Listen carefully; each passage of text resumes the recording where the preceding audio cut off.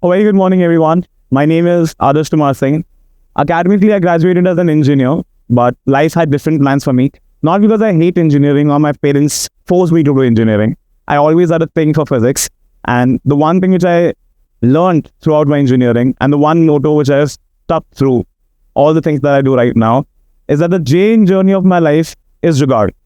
For the last 7 years, I've been working as a soft skill coach and consultant for different schools across the country for about 7 years. And my engineering had nothing to do with it. I never thought that I would end up here. My dad kept on shifting jobs when I was young. So I ended up changing more than 10 schools before I graduated my 12th. Every school used to think that, oh, if he has changed so many schools, he must be a notorious one.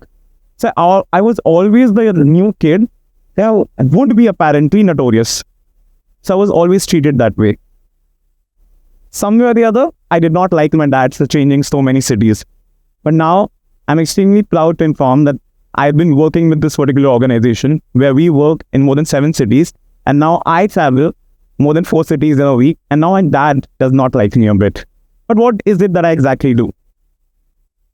Well, apart from making students dance on songs like Baby Shark, which is not my professional career, I help them enhance their soft skills. Now, why are these soft skills important? You would often see that there are many companies out there who often commit that we can make your child a better speaker. We can provide entrepreneurship skills to your child. But have we ever asked him or her, do they even want to attend these competitions? Do they even want to be a part of this batch which will be the next leader of the group? So what I did was, every time that I shifted to a new school, I faced some problems. I could never find my place. Because obviously, every school was different. It worked in a different way. I studied in an ICSE. I studied in a CBSE. So the formats were different everywhere that I went. One thing which was common anywhere that I went is the temple of my life, and that is the stage which every school has. Everywhere I went, I used to yearn to come and stand on a stage and speak. But like most of the students right now, as much as I really wanted to come and speak on stage, I was always scared. There was always this one person who was very important in any school. I was always afraid, what if I start speaking and my legs start shaking? What if I will suddenly start puking? Like, you might think that no, Adarsh, this is too much exaggeration. But apparently this is what most of the students at our age or who are younger than me right now feel. So I decided the things that I felt weird about when I wanted to do something different, the things that I felt nervous or scared about, I'll start with that. I will not tell them to go and watch something on internet which will make them a better speaker. Because how can someone connect to me if they're not standing in front of me? And that is the reason I travel. Traveling, as much as I like it, I've now realized why my dad used to say, the day that you will have to travel so much, you will realize it is not all fun and game. Because now I'm always tired. But whenever I go in any session, these students help me feel more energized. So what are a few things I thought that today when I'm impacting with all of you and with this crowd, I want to share a few things, a few eye-openers, which students right now in our age feel, which are not at all true. First, the most common example, whenever someone has to be a better speaker, they say, stand in front of the mirror and practice 100 times. And then you'll have a flowing speech that you have to deliver. Now, when I practiced this first, and when I went on stage, no one told me that people would be looking at me with weird faces. Some of them don't want to hear me. Some of them feel that I'm speaking gibberish. Some of them feel that someone please get him off stage, man. This is what I used to feel. But the mirror never did that to me. The mirror only had me, a young, charming guy who wants to listen to me. So instead, something which I learned and which I understood was, instead of speaking in front of the mirror for 100 times, you don't have to practice anything for 100 times. Practice maximum for 10 times, but in 10 different situations. So I started practicing in front of my mom, who does not want to listen to me. She is bored of me. She hates me whenever I go to her and I want to debate with her. I started practicing with my friends. My best friend name is Danish. He does not want to know what I do. He will give me zero attention. So if I can grab his attention, I can grab anyone's attention. But next. So this is something which one of the judges, so in one of the competitions we were being judged by one of the IAS officers. And when I was standing in front of them, see, I was always a very confident kid, I thought. But I always used to get nervous. So my legs started shaking behind the podium. And I felt that I did a very horrible job in front of sir. I don't know why, but sir noticed something. And he reached out later after the event was done. He asked me, what was going in your mind? I said, sir, if there is a scale from 1 to 10, I felt I'm level 10 nervous and I'm about to puke. Contrary to what I was thinking, he told me, if you were a level 10 nervous, you did not look like a level 10 nervous. You looked like a level 3 or 4. Something which I experience now when I go and meet students and when I judge them, when I interact with them, they're often scared because they feel that they're doing a level 10 bad job. I'm not saying they're perfect, but they're not level 10 bad. It's because they feel that people will question them, that they put themselves on a scale of 10. So you're not actually that nervous how you feel. Now, the 6x6 thumb rule. Anywhere that I go, that if there's a presentation behind me, obviously people will look at the presentation. And anything that I want to share will have zero value. Your presentations, the moment it has bullets in it, like this does right now, you already know what is there in the speech.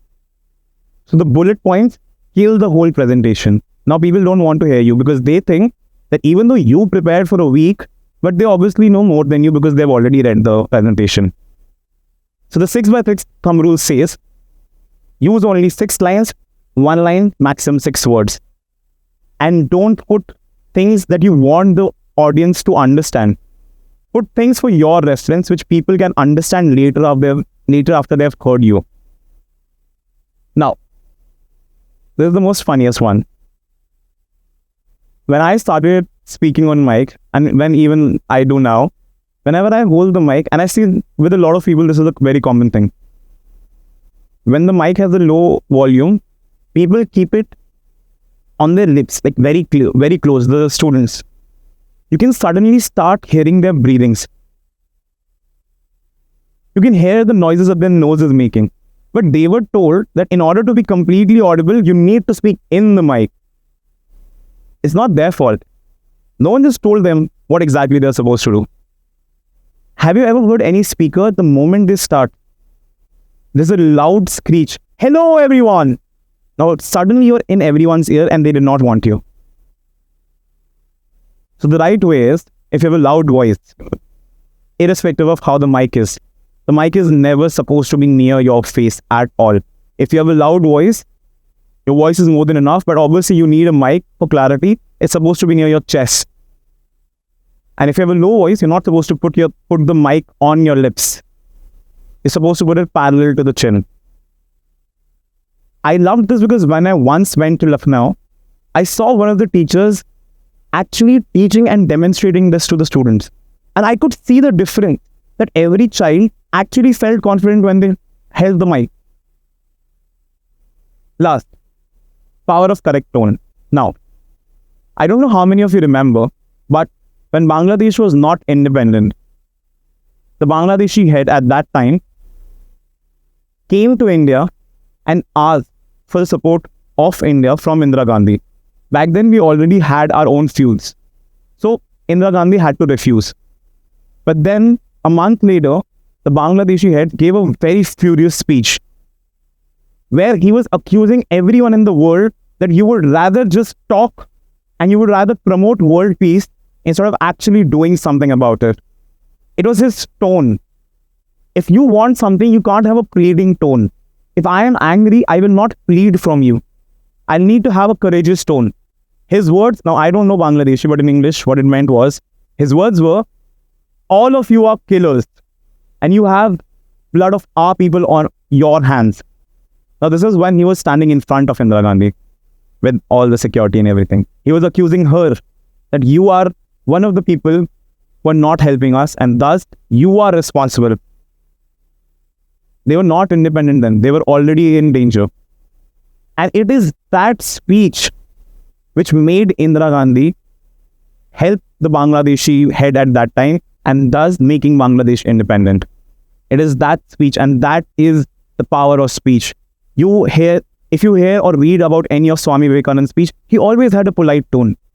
He never spoke to the youngsters. He spoke to the people who were above 40 because he knew that no one was talking to them. He always had a polite tone, and that is the power of correct tone. Now, what have I done after gathering all of this knowledge? Obviously, Gyan is good, but what have I done? Over the last 7 years, I've tried to make a company out of it. I am extremely glad to inform you that we've been working for the last 7 years, now in more than 7 cities, where we have trainers, educators, like-minded people like me, who work in the segment, who are ready to actually go and interact with students, where we try to do thoda bahut change. Now, some things that I did with my venture, we did not invest even a single penny. It is now a company worth more than 1 CR, but we never invested even one single penny of ours.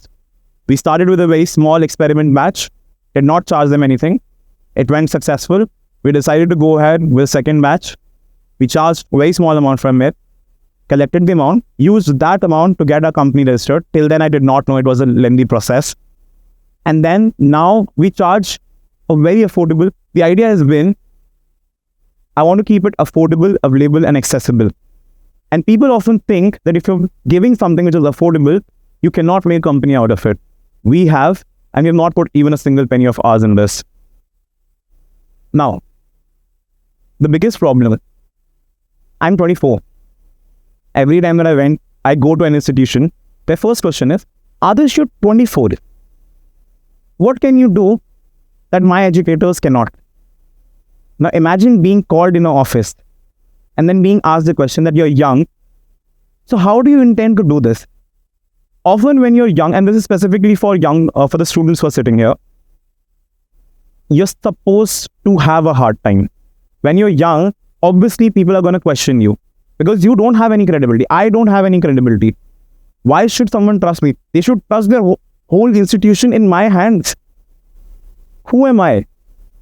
You are supposed to guide them. Next, testing balance and product perfection. I started with something else 7 years ago. It's a completely different product now. I never thought I would be doing this full time. I am doing this full time. So sometimes maybe if you start with a product, you need to pivot. Often a lot of people who start with their businesses, they are very scared because it's their baby. So you don't want anyone to change anything about it. But if you don't change it, today is the time of change. Someone said this. So change is definitely necessary. I will quickly run through because I feel I'm going to be finishing with my time. Your business a puzzle for only you to solve, in the sense, my parents don't know what I do right now. My mom thinks that I go and I judge events and I don't get paid for it. And I'm spending her money. I take money for her because I want to buy gifts for her. But I am not using it in my event. For her, she thinks I'm broke.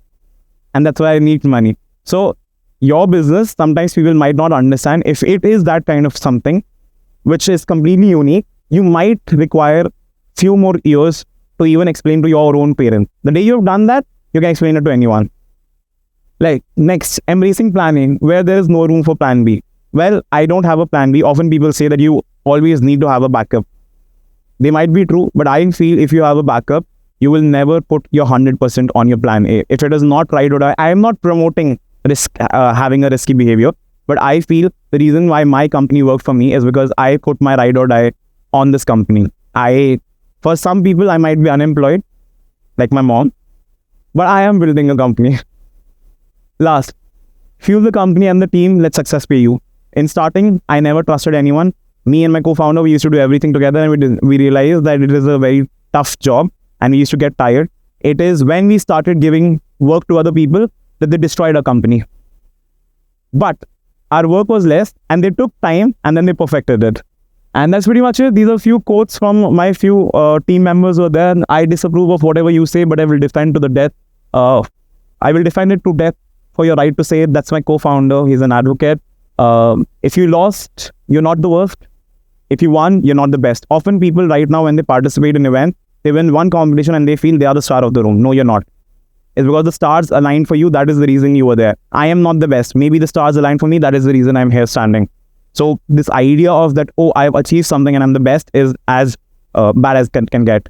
And yes, I'm going to rush through. When you get one negative comment, think about 5 positives. When your heart beats faster than a bullet train, think for a second and breathe. This is something which used to happen with me.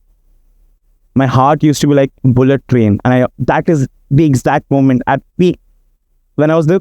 How can my heart come in my mouth? And I used to feel that I'm going to puke right now. Even when you're feeling overwhelmed, never fail to try.